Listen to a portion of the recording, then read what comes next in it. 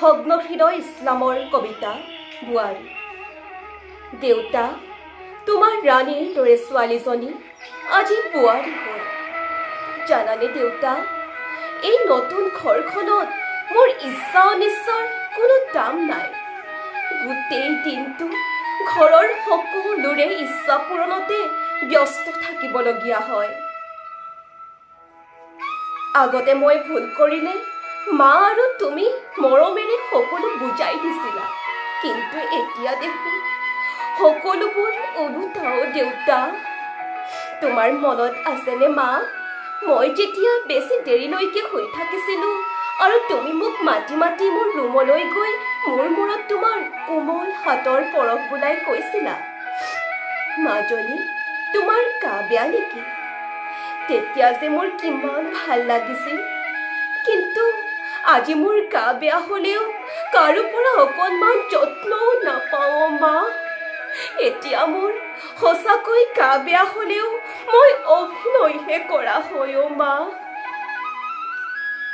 দিনটো কৰ্মব্যস্ততাৰ পিছত এখন্তেক জিৰাবলৈ বুলি ৰুমলৈ গ'লেও এতিয়া প্ৰশ্ন কৰা হয়, কিহৰ ভাগৰ ইমান এই সৰু সৰু কামবোৰ কৰোঁতেও। দুপৰীয়া অন্নমুঠি গ্ৰহণ কৰি অলপ শুই দিওঁ ভাবিলেও এতিয়া আৰু জীয়ৰীকালৰ দৰে মন গ'লেই শুব নোৱাৰোঁ মা। এইবোৰ কথা ভাবিয়েই কেতিয়াবা দুচকু সেমেকি উঠে। কিমান মৰমেৰে আদৰেৰে তোমালোকে যে মোক ডাঙৰ কৰিলা। এতিয়া কাৰোবাৰ মৰমৰ মা দেখাৰ শুনাটো যেন সপোন হৈ পৰিছে মা। জানানে দেউতা, কেতিয়াবা যৌতুকক লৈও বহু কথাই শুনিব লগা হয়, কিন্তু তোমালোকে দিয়া আদৰ্শ আৰু সংস্কাৰৰ বাবে মই প্ৰতিবাদ নকৰি আঁতৰি ফুৰিব চেষ্টা কৰোঁ। কাৰণ তুমিতো মোক বিয়াৰ দিনা কৈছিলা এই নতুন ঘৰখনেই এতিয়া মোৰ ঠিকনা।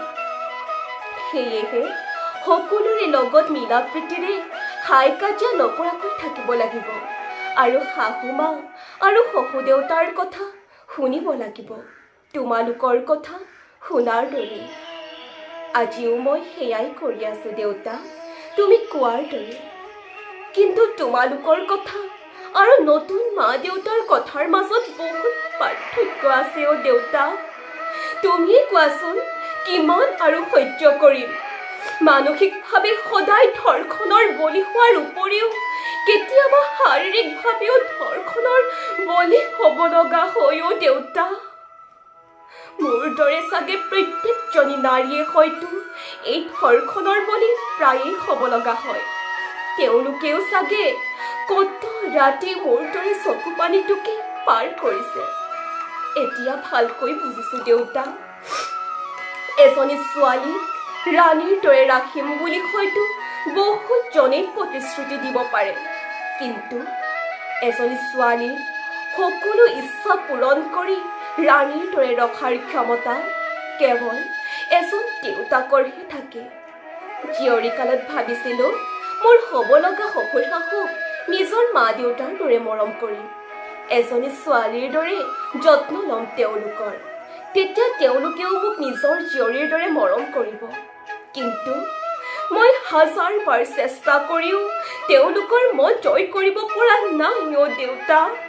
সঁচাকৈ ছোৱালী হৈ জন্ম লোৱাটো সহজ কথা নহয়, সেয়া মই ভালদৰেই বুজি উঠিছো। মই ইমানখিনি ত্যাগ কৰাৰ পিছতো দেখোন দোষী ময়েই, নিৰ্যাতনৰ বলি হওঁ ময়েই। ছোৱালী হৈ জন্ম লৈ জীয়াই থকাটো বহুত কষ্টকৰ দেউতা।